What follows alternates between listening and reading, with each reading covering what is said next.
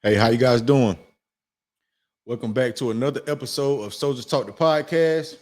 I'm your host, Staff Sergeant McPherson, and on this show we discuss military topics with current and prior service members.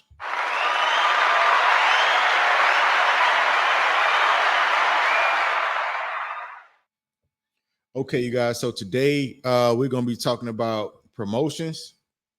We're gonna be talking about Army promotions. I'm just doing junior enlisted today. Make sure you guys tune into this video.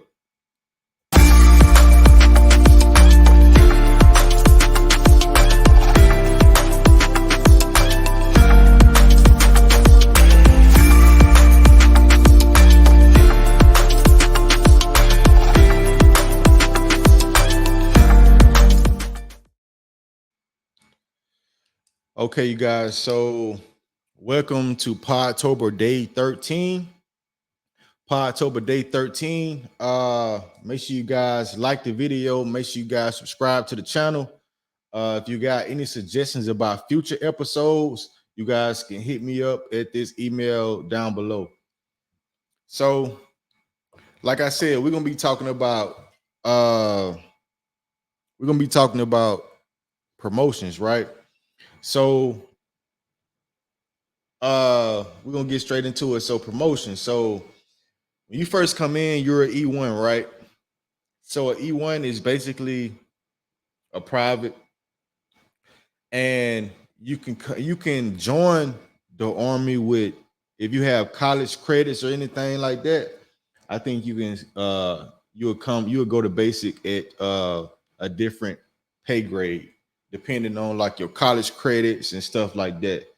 Uh Even all the way up to a specialist, right? So if you already got a degree, you can come into the army as a specialist, or you can go to OCS and join as an officer, right?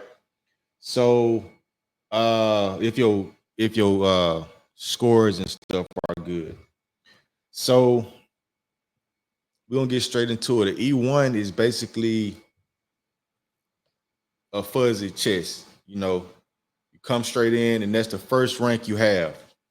E2, you usually get it promoted to E2. It's about 6 months time in service, or 4 months time in service with college credit or anything like that. Uh, E3, right? So E3 can be around 12 months time in service, or 4 months as an E2. So 4 months as an E2. So, and then lastly, to make specialist, is 2 years time in service and 6 months time in grade. So that's specialist. So I just let y'all know E1 all the way up to E4, right? So when you making it to, okay, so we're going corporal. Corporal is next. Corporal is also an E4, but it's the lowest uh non-commissioned officer rank. So a corporal is a non-commissioned officer.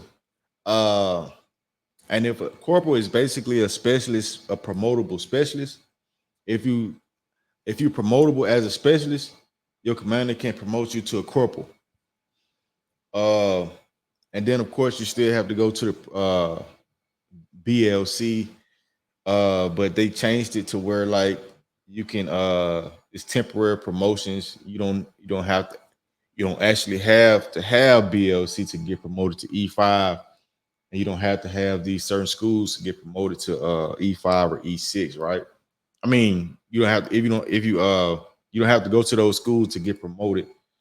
Uh but okay, so E5 uh specialists must be promoted to E4 before becoming eligible for the rank of sergeant.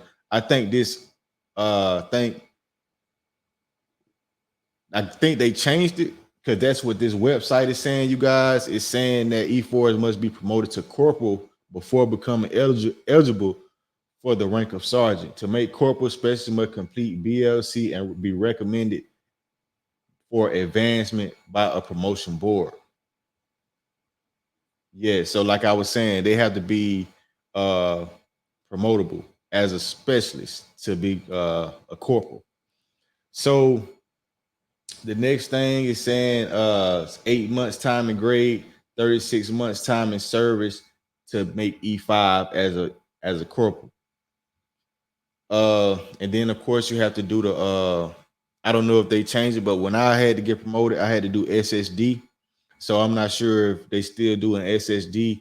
'Cause I know they changed a lot of stuff, right?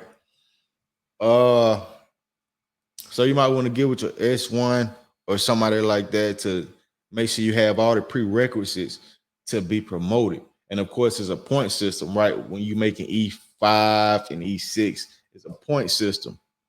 So you want to make sure you max out on all your points also. The points come out, and they let you know exactly how many promotion points you need to be promoted to that next rank. So you want to be looking at these things as a soldier. So you already can, forecast how many points you're gonna have, during the time you ready to get promoted, right? So that was E5. So E6, you still have to do. It's another training where I did SSD. No, they actually changed it. It was SSD when I with it, but I think it's DLC now. I mean, something like that.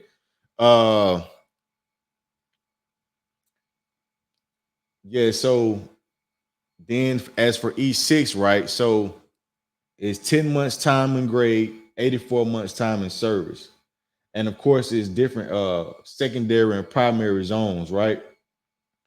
I'm not gonna get into all that. That's gonna be another video, you guys. Right now, I'm just basically letting you know the time frames that you need to be eligible for these ranks, right? Uh,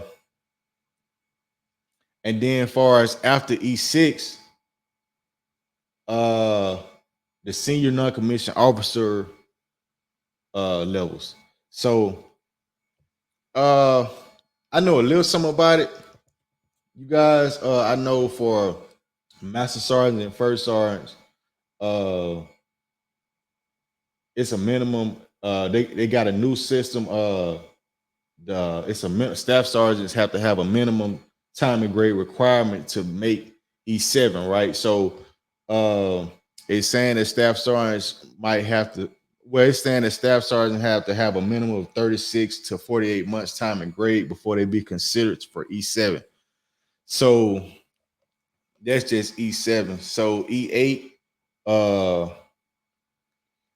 E8 and E9 are dependent on command level assessments that factor in leadership skills, communication abilities, feedback from peers and subordinates, evaluations, and physical fitness.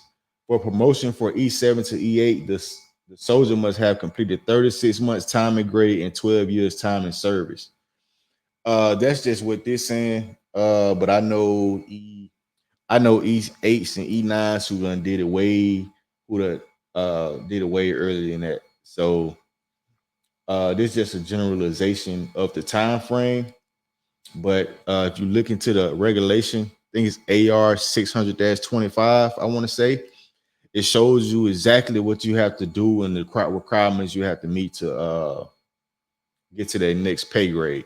So let me know if this video was helpful, you guys. I basically went through all the E1 through E9, a generalization of what you might need, and the time and pay grades, time and service, and time and grade that you guys need up into E9. So this is kind of just a surface level video, you guys. I can go more into detail and talk about the different zones, like the primary, secondary zones, and the actual schools you guys need to as an E4, as an E5, and as an E6, and so far to be for the prerequisites for the next rank, right?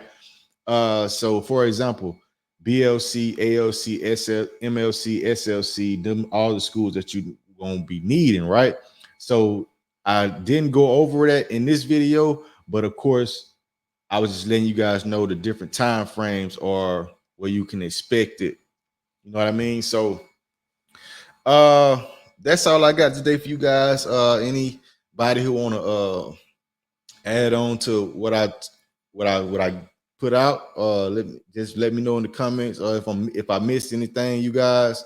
Uh this has been another episode of Soldiers Talk the podcast, and I see you guys in formation.